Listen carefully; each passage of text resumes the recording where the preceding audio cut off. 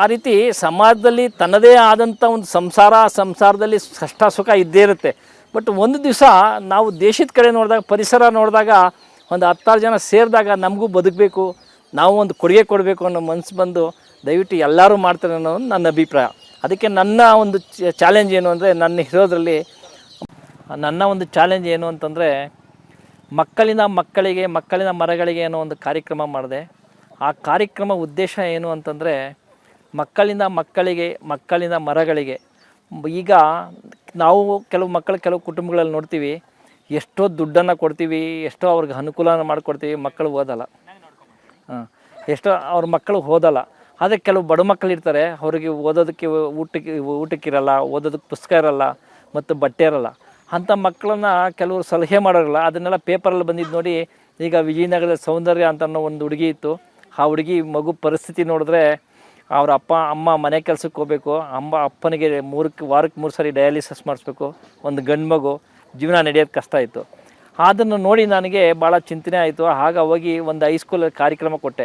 ಏನು ಪರಿಸರದ ಬಗ್ಗೆ ಕೆಲವು ಕಲ್ಚರಲ್ ಆಕ್ಟಿವ್ಸು ಈ ಥರ ಎಲ್ಲ ಹೇಳಿಕೆ ಕೊಟ್ಟು, ಮುಂದೆ ನಿಮ್ಮ ಪೀಳಿಗೆ ಏನು, ನಮಗೆ ಎಷ್ಟು ಜನ ತಾಯಂದಿರಿದ್ದಾರೆ, ಭೂಮಿ ತಾಯಿ, ಹೆತ್ತ ತಾಯಿ, ಗೋತಾಯಿ, ಗಂಗೆ ತಾಯಿ ಅಂತೇಳಿ ತಿಳುವಳಿಕೆ ಹೇಳಿ, ಭೂಮಿನ ಹೇಗೆ ಉಳಿಸ್ಕೋಬೇಕು ಅಂತ ತಿಳ್ಕೊ. ಆ ಮಕ್ಕಳು ಕೊಟ್ಟಂಥ 50 ಪೈಸದಿಂದ ಒಂದು 500 ರೂಪಾಯಿ ತನಕ ಒಂದು 6,500 ರೂಪಾಯಿ ಆ ಮಗುಗೆ ಕೊಟ್ಟೆ. ಅದೇ ಥರ ಒಂದು 4 ಸ್ಕೂಲಲ್ಲಿ ಕಾರ್ಯಕ್ರಮ ಮಾಡಿ ಒಂದು 5 ಜನ ಮಕ್ಕಳಿಗೆ ನಾನು ಬಡ ಮಕ್ಕಳಿಗೆ ಕೊಟ್ಟಿದ್ದೀನಿ.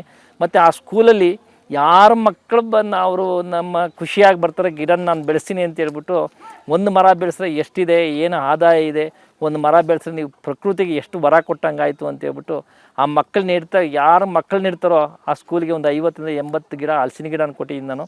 ಕಾರಣಾಂತರದಿಂದ ಅದು 1 ವರ್ಷ ಮಾಡಿ ಸ್ಥಗಿತಗೊಂಡೆ. ಕಾರಣ ಸ್ವಲ್ಪ ಕೋರ್ಟು ವ್ಯವಹಾರಕ್ಕೆ ಸ್ವಲ್ಪ ನನಗೆ ತೊಂದರೆ ಆಯಿತು. ಬಟ್ ಈಗ ಯಾರಾದರೂ ಯುವಕರೇ ಆಗಲಿ, ಯಾರಾದರೂ ಮಧ್ಯಮ ವರ್ಗ ಯಾರೇ ಸಿಕ್ಕಲಿ, ನಾನು ಅದನ್ನು ಮುಂದುವರಿಸ್ಬೇಕು ಅನ್ನೋ ಒಂದು ಆಸೆ ಇದೆ. ಈ ಮಾಧ್ಯಮ ಮಿತ್ರರು ನನಗೆ ಅದನ್ನು ಭಾಳ ಒಂದು ಕಾರ್ಯಕ್ರಮದಲ್ಲಿ ತೊಡ್ಕೊಂಡು ಅದನ್ನೆಲ್ಲ ನನಗೆ ಸಪೋರ್ಟ್ ಮಾಡಿದ್ರು. ಆ ಮಾಧ್ಯಮ ಮಿತ್ರರು ಮತ್ತು ಸೈನ್ಸಿಸ್ಟ್ ಇವಾಗ ಕೊಟ್ಟಿರೋದ್ರಿಂದ ನಾನು ಇವತ್ತು ಸಹ ಭಾಳ ಹ್ಯಾಪಿಯಾಗಿದ್ದೀನಿ, ಭಾಳ ಸಂತೋಷವಾಗಿದ್ದೀನಿ. ನಾನು ಒಂದು ಭಿಕ್ಷೆ ಬೇಡ್ತೀನಿ ಈಗಿನ ಯುವಕರಲ್ಲಿ, ಭಾರತ ದೇಶದ ಯುವಕರಲ್ಲಿ ಎಷ್ಟು ಜನ ಹಾಲು ಕುಡಿದು ಬೆಳೆದು ಹಾಲು ಕುಡಿದು ಸಾಯ್ತಾ ಇದ್ದಾರೆ. ಆಮೇಲೆ ಧೂಮಪಾನ ಮಾಡಿ ಸಾಯ್ತಾ ಇದ್ದಾರೆ. ದಯವಿಟ್ಟು ನಿಮ್ಮಲ್ಲಿ ಕೇಳೋದೇನೆಂದರೆ, ಭಾರತ ದೇಶದ ಯುವಕರಲ್ಲಿ ಒಂದು ಸಾರಿ ನಿಮ್ಮ ಭೂಮಿ ಬಗ್ಗೆ ನೋಡಿ, ನಿಮಗೆ ಕೊಡ್ತಕ್ಕಂಥ ತಾಯಿ ಏನು ಕೊಡ್ತಾ ಇದ್ದಾರೆ ಅನ್ನೋದ್ರ ಬಗ್ಗೆ ಒಬ್ಬೊಬ್ಬ ಯುವಕ ಒಂದೊಂದು ಮರ ಮಾಡಿ ನೆಟ್ಟರೆ ನಮ್ಮ ಇಡೀ ಪ್ರಪಂಚಕ್ಕೆ ಒಂದು ಕೊಡುಗೆ ಕೊಟ್ಟಂಗೆ, ಏನು ಕೋಟಿ ಜೀವರಾಶಿ ಇದೆ ಅದಕ್ಕೆಲ್ಲ ಒಂದು ವರ ಕೊಟ್ಟಂಗೆ ಅಂತೇಳಿ ನಾನು ಯುವಕರಲ್ಲಿ ಒಂದು ಆಸೆ, ಭಿಕ್ಷೆ ಬೇಡೋದು. ನೆಹರು ಗುಲಾಬಿನ ಕೊಡ್ತಿದ್ರು, ಅಬ್ದುಲ್ ಕಲಾಮು ಒಂದು ವಿಜ್ಞಾನ ತಂತ್ರವನ್ನು ಕೊಟ್ಟರು ಮಕ್ಕಳಿಗೆ. ಬಟ್ ಎಷ್ಟೇ ಜನ ಮಕ್ಕಳು ಬಂದು ಕೇಳಿದ್ರು ಕೂಡ ನಾನು ಗಿಡ ಕೊಡಬೇಕು ಅನ್ನೋ ಆಸೆ ನೆಕ್ಸ್ಟ್ ಇಯರಿಂದ ಇದೆ ನನಗೆ. ಮಕ್ಕಳು ಎಷ್ಟೇ ಜನ ಬರಲಿ, ನನಗೆ ಒಂದು ಆಸೆ ಇದೆ, ಆ ಮಕ್ಕಳ ಜೊತೆ ಬೆರಿಬೇಕು, ಆ ಮಕ್ಕಳ ಜೊತೆ ಒಂದು ಉಲ್ಲಾಸವಾಗಿರಬೇಕು. ಆ ಮಕ್ಕಳಲ್ಲಿ ಕೆಲವು ವಿದ್ಯಾಭ್ಯಾಸನ ಕೊಡೋದಿದ್ರೆ ಯಾರು ಚಾಲೆಂಜ್ ಮಾಡ್ತಾರೆ, ಯಾಕೆ ಚಾಲೆಂಜ್ ಇಲ್ಲ ಅಂತೇಳ್ಬಿಟ್ಟು ನೋಡಿ. ಈಗ ನಾನು ದಡ್ಡನಾಗೇ ಇದ್ದೆ, ಅವನು ಓದಲಿಲ್ಲ ಅಂತೇಳ್ಬಿಟ್ಟು ಅವನು ಇವಾಗ ಮೊನ್ನೆ ಒಂದು ಪೇಪರಲ್ಲಿ ನೋಡಿದೆ, ಅದೇನೋ ಓದಲಿಲ್ಲ, ಅದಕ್ಕೆ ನಿಮ್ಮ ಪೇರೆಂಟ್ಸ್ ಕರ್ಕೊಂಬರ್ರಿ ಅಂದಿದ್ದಕ್ಕೆ ಅವರು ಆತ್ಮಹತ್ಯೆ ಮಾಡ್ಕೊಂಡಿದ್ದಾರೆ 3 ಜನ ಮಕ್ಕಳು. ಅದು ಯಾಕೆ ಬೇಕು, ನಾನು ಓದಲಿಲ್ಲ, ಈಗ ನಾನು ದಡ್ಡನೇ. ಬಟ್ ನೋಡಿ, ನನ್ನನ್ನು ತಜ್ಞರು 2 ಸಾರಿ ಡೆಲ್ಲಿಗೆ ಕಳಿಸಿದ್ದಾರೆ, 1 ಸಾರಿ ಬಾಂಬೆಗೆ ಕಳಿಸಿದ್ದಾರೆ. ಯಾಕೆ ಓದೆ ನಾನು? ನನ್ನ ಕನಸು ಮನಸ್ಸಲ್ಲೂ ಅನ್ಕೊಂಡಿರಲಿಲ್ಲ. ಸಹವಾಸದಿಂದ ಸನ್ಯಾಸಿ ಕೆಟ್ಟ ಅನ್ನೋದಕ್ಕಿಂತ ಸಹವಾಸದಿಂದ ನಾನು ಆಸೆ ಪಟ್ಟು ನಾನು ಅದನ್ನ ಆಕ್ಟೋಪಸ್ ಮಾಡ್ಕೊಂಡು ಅವ್ರ ಜೊತೆಯಲ್ಲಿ ಬೆಳೆದೆ. ಇವತ್ತು ಸಹ ನಾನು ವಿದ್ಯಾರ್ಥಿಗಳಿಗೆ ಹೇಳೋದು ಅದನ್ನೇ, ಯಾರೇ ಆತ್ಮಹತ್ಯೆ ಮಾಡ್ಕೊಳ್ಳೋದ್ರಲ್ಲಿ ಏನೂ ಅರ್ಥ ಇಲ್ಲ. ನಾವು ದಡ್ರು ಅಂತ ಅನ್ಕೊಂಬಾರ್ದು. ನಾವು ಆ ಪುಸ್ತಕದ ಬದನೇಕ ಓದಿ ವಿದ್ಯಾವಂತರಿಗಿಂತ ಬುದ್ಧಿವಂತರಾಗಿ ತೋರಿಸ್ಬೇಕು ನಾವು. ಅದಕ್ಕೆ ನಾವು ಯಾರೇ ಮಕ್ಕಳು ಕೂಡ ನನ್ನ ಜೊತೆ ಬರೀ ಹೇಗೆ ಬದುಕ್ಬೋದು, ಹೇಗೆ ಬಾಳ್ಬೋದು ಅನ್ನೋದಕ್ಕೆ ನೋಡಿ, ನಾನು ಒಂದೇ ಉದಾಹರಣೆ ಆತ್ಮಸಾಕ್ಷಿಲಿ ಹೇಳ್ತೀನಿ. ನಮ್ಮ ತಂದೆನ ಕುಡುಕ್ತಾನಿಂದ ಕಳ್ಕೊಂಡೆ, ಅಣ್ಣನ ಬೇಗ ಕುಡುಕ್ತಾನಿಂದ ಕಳ್ಕೊಂಡೆ. ಬಟ್ ನನಗದು ಬರಲಿಲ್ಲ. ಅದಕ್ಕೆ ಸಮಾಜದಲ್ಲಿ ಈ ಧೂಮಪಾನ, ಮದ್ಯಪಾನನ ಬಿಟ್ಟು ನಿಮ್ಮ ದೇಶದ ಬಗ್ಗೆ ಒಂದು ಸಾರಿ ಯುವಕರು ನೋಡಿದಾಗ, ಅದು ನಿಮ್ಮ ಚಿಂತನೆ ನೀವು ಮೂಡಿದಾಗ, ನಾವು ಈ ಥರ ಬಾಳ್ಬೋದು ಅನ್ನೋದೊಂದು ಖಡಾಖಂಡಿತವಾಗಿ ನೀವು ಒಂದು ಇದನ್ನು ತೊಗೊಂಡ್ರೆ ನಮ್ಮ ದೇಶ ಮೊದಲನೇದಾಗಿ ಪ್ರಪಂಚದಲ್ಲೇ ಹೋಗೋದ್ರಲ್ಲಿ ಅರ್ಥನೇ ನಮಗೆ ಇದೇ ಇಲ್ಲ. ನಮಗೆ ಒಂದು ವರ್ಷಕ್ಕೆ ಒಟ್ಟು 80ರಿಂದ 1 ಲಕ್ಷ ರೂಪಾಯಿ ಆದಾಯ ಇದೆ ಖರ್ಚು ಕಳೆದು. ನಾವು 80,000 ರೂಪಾಯಿ ಕಂಟಿನ್ಯೂಸ್ ನಾವು ಲಾಭ ಮಾಡ್ತೇವೆ. ಹಸುವಿನಿಂದ ಒಂದು 25-30 ಸಾವಿರ ರೂಪಾಯಿ ಖರ್ಚು ಕಳೆದು ಆದಮೇಲೆ, ಎಮ್ಮೆಯಿಂದ ಒಂದು 15-20 ಸಾವಿರ, ಆಮೇಲೆ ಕುರಿಯಿಂದ ಒಂದು 30 ಸಾವಿರ ರೂಪಾಯಿ ಸಂಪಾದನೆ ಮಾಡ್ತಾಯಿದ್ದೀವಿ. ಇನ್ನು ತೆಂಗಿಂದ ಒಂದು 10-15 ಸಾವಿರ ರೂಪಾಯಿ ಸಂಪಾದನೆ ಮಾಡ್ತಾಯಿದ್ದೀವಿ.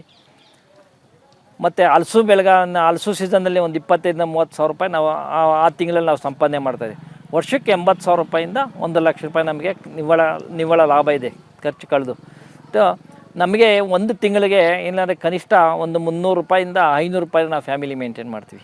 ಏನು ತರಕಾರಿ, ಬೇರೆ ಎಣ್ಣೆ, ಇತರೆ ಖರ್ಚುಗಳಿಗೆ ನಾವು ಫ್ಯಾಮಿಲಿ ಮೇಂಟೈನ್ ಮಾಡ್ತೀವಿ. 500 ರೂಪಾಯಿ ಅಕಸ್ಮಾತ್ ಒಂದೊಂದು ಸಾರಿ ನಮಗೆ 1,000 ರೂಪಾಯಿ ಒಂದು ಖರ್ಚು ಬೀಳ್ಬೋದು. ಬಟ್ 1,000 ರೂಪಾಯಿ ಖರ್ಚು ಬೀಳೋದು ಅಂದರೆ ಅದು ಯಾವಾಗ ಬೀಳುತ್ತೆ ಅಂತಂತಂದರೆ, ಇವಾಗ ಮದುವೆಗೆ ಹೋಗಬೇಕು, ಅಲ್ಲಿ ಏನೋ ಒಂದು ಖರ್ಚಾಯಿತು, ಒಂದು ಫಂಕ್ಷನ್ಗೆ ಹೋಗ್ಬೇಕು ಖರ್ಚಾಯಿತು, ಅದೊಂದು 1,000 ರೂಪಾಯಿ ಒಂದು ತಿಂಗಳಲ್ಲಿ ಖರ್ಚಾಗುತ್ತೆ. ಅದಕ್ಕೇನು ತೊಂದರೆನೇ ಇಲ್ಲ ನಮಗೆ. ಅದೇನಿಲ್ಲ ಅಕಸ್ಮಾತ್ ಹಾಸ್ಪಿಟ್ಲು ನಮ್ಮದಲ್ಲಿ ರೇರಿದೆ. ಹಾಸ್ಪಿಟ್ಲು ನಮಗೇನು ಈ ಸದ್ಯಕ್ಕೆ ನೋಡಿ ನಮಗೆ ಏನು BP ಶುಗರು ಆ ಥರ ಏನಿಲ್ಲ. ನಮ್ಮಲ್ಲಿ ಹಾಸ್ಪಿಟ್ಲು ಅನ್ನೋದು ರೇರಿದೆ. ಯಾಕೆಂದ್ರೆ ನಾವು ವರ್ಷಕ್ಕಾಗಷ್ಟು ತೊಗರಿ ಮತ್ತು ಅವರೇನ ಈ ಧಾನ್ಯಗಳನ್ನ ನಾವು ಬೆಳ್ಕೊಂಬಿಡ್ತೀವಿ. ಕಿರುಧಾನ್ಯ ಮತ್ತು ತೃಣಧಾನ್ಯಗಳನ್ನ ನಾವು ಮನೆಗಾಗೋಷ್ಟು ಸಂಸಾರಕ್ಕೆ ಆಗಷ್ಟು ಬೆಳ್ಕೊಬಿಡ್ತೀವಿ. ಬಟ್ ಮಳೆಗಾಲದಲ್ಲಿ ತರಕಾರಿ ಬೆಳ್ಕೊಂಡ್ರೆ ಬೇಸಿಗೆಯಲ್ಲಿ ಮಾತ್ರ ತರಕಾರಿ, ಆಗ ಮಾತ್ರ ನಮ್ಗೆ ಸಂಸಾರಕ್ಕೆ ಒಂದು 1,000 ರೂಪಾಯಿ ಇದ್ದರೂ ಸಾಕಾಗುತ್ತೆ. ನಮಗೆ ತೊಂದರೆ ಇಲ್ಲ. ನಮಗೆ ಈ ಥರ ಒಂದು ತಂತ್ರಜ್ಞಾನ ಅಳವಡಿಸ್ಕೊಂಡು ರೈತರು ಮಾಡಿದ್ದೇ ಆದರೆ ಒಬ್ಬ ಸ್ಟೂಡೆಂಟ್ನ ಒಳ್ಳೆ ಇಂಜಿನಿಯರ್ ಮಾಡ್ಬೋದು, ಒಬ್ಬ ಡಾಕ್ಟ್ರ್ ಮಾಡ್ಬೋದು, ತೊಂದರೆ ಇಲ್ಲ. ಅದಕ್ಕೆ ಎಲ್ಲ ಮಕ್ಕಳು ಕೂಡ ಈಗ ಏನಂತ, ನನ್ನ ಮಗ 1-2 ಕುಂಟೆ ಜಮೀನು ಹೋಗಲಿ, ಡಾಕ್ಟ್ರ್ ಆಗಬೇಕು, ಇಂಜಿನಿಯರ್ ಆಗಬೇಕು, ನನ್ನ ಮಗ ಇದಾಗಬೇಕು ಅಂತಂದರೆ ಎಲ್ಲ ರೈತರಿಗೂ ಆಸೆ. ಈಗ ನಮಗೂ ಅದೇ ಆಸೆ ಇದೆ. ಮತ್ತು ನಾವು ಅದಕ್ಕೆ ಒಬ್ಬ ಮಗನ ಒಂದು ಹಾರ್ಟಿಕಲ್ಚರ್ ಟ್ರೈನಿಂಗ್ ಮಾಡಿಸಿ, ಒಂದು ಕೃಷಿ ಡಿಪ್ಲೊಮಾ ಮಾಡಿಸಿ ಮನೇಲಿ ಇಟ್ಕೊಂಡಿದ್ದೀವಿ. ದೇವರು ಇನ್ನೊಂದು ಸ್ವಲ್ಪ ಏನಾದರೂ ಟ್ರೈ ಮಾಡೋಣ ಅಂದ್ಕೊಂಡು ಮೊದಲೊಂದು ಸಾರಿ 2 ಸಾರಿ ಕೈ ಸುಟ್ಕೊಂಡಿದ್ದೀನಿ ಬೋರ್ ಹಾಕ್ಸಿ. ಈಗ ನೆಕ್ಸ್ಟ್ ಟ್ರೈ ಮಾಡೋಣ ಅಂತ ಬೋರ್ ಹಾಕ್ಸಿ ಏನಾದ್ರು ನೀರು ಬಿದ್ದೋದಕ್ಕೆ ಚಪ್ಪರ ಹಂಗೆ ಇಟ್ಕೊಂಡಿದ್ದೀವಿ. ಕೂಚಾ ಕಂಬಿಯಲ್ಲಿ ಹಂಗೆ ಇಟ್ಕೊಂಡು, ಮತ್ತು ದ್ರಾಕ್ಷಿನೋ ಇಲ್ಲ ಚಪ್ಪರದ ತರಕಾರಿ ಬೆಳೆಯೋಣ ಅಂತ ಹಾಗೆ ಇಟ್ಕೊಂಡಿದ್ದೀವಿ. ಬಟ್ ಒಣ ಬೇಸಾಯದಲ್ಲಿ ನಾವು ತಂತ್ರಜ್ಞಾನ ನಮಗೆ ತಿಳಿಸ್ಕೊಟ್ಟಿದ್ದು ಅಂದರೆ GKVK ವಿಜ್ಞಾನಿ, ಆರೋಳ್ಳಿ ಕೃಷಿ ಕೇಂದ್ರದ ವಿಜ್ಞಾನಿಗಳು ಮತ್ತು ಮಾಧ್ಯಮ ಮಿತ್ರರಿಂದನೇ ನಾನು ಇವಾಗ ನಾನು ತೊಡಸ್ಕೊಂಡು ಮಾಡ್ತಾ ಇರೋದು. ನಾನು ಕೊನೆಯದಾಗಿ ರೈತರಿಗೆ ನಾನು ಹೇಳಬೇಕು ಅಂದರೆ, ಕೆಲವರು ಏನು ಮಾಡ್ತಾರೆ ಅಂದರೆ, ಬೋರ್ ಹಾಕ್ಸ್ಬಿಟ್ಟು ನಾನು ಒಂದೇ ಸರಿ ರಾಗಿ ಕೋಸು ಬೆಳಿಬೇಕು, ದ್ರಾಕ್ಷಿ ಬೆಳಿಬೇಕು, ನಾನು ದೊಡ್ಡ ಸಾಹುಕಾರ ಆಗ್ಬಿಡ್ಬೇಕು, ಒಂದೇ ಸರಿ ನಾನು ಒಳ್ಳೆ ಬಿಲ್ಡಿಂಗ್, 1 ಕೋಟಿ ರೂಪಾಯಿ ಬಿಲ್ಡಿಂಗ್ ಕಟ್ಬಿಡ್ಬೇಕು, ಈ ಥರ ಒಂದು ಅಭಿಪ್ರಾಯಕ್ಕೆ ಹೋದಾಗ ಸ್ವಲ್ಪ ಒಂದೊಂದು ಸಾರಿ ದೇವ್ರ ಕಣ್ಣೆತ್ತು ನೋಡ್ತಾನೆ ಅಂತ ಕೈ ಸುಟ್ಕೊಂಡ್ಬಿಡ್ತಾನೆ. ಈಗ ನೋಡಿ ಟೊಮಟೊ ರೇಟ್ ಇದೆ. ಈಗ ಒಂದು ಸಾರಿ ಮೊನ್ನೆ ಚರಂಡಿಗೆ ಹಾಕಿದ್ರು, ಬೇಕಷ್ಟು ರೈತರು ಕೈ ಸುಟ್ಕೊಂಡ್ರು, ಆವಾಗ ತೊಂದರೆ ಆಗ್ಬಿಡುತ್ತೆ. ನೋಡಿ ಹೋದ ವರ್ಷ ನನಗೆ 60,000-80,000 ರೂಪಾಯಿ ಲಾಸ್ ಆಯ್ತು ನನಗೆ.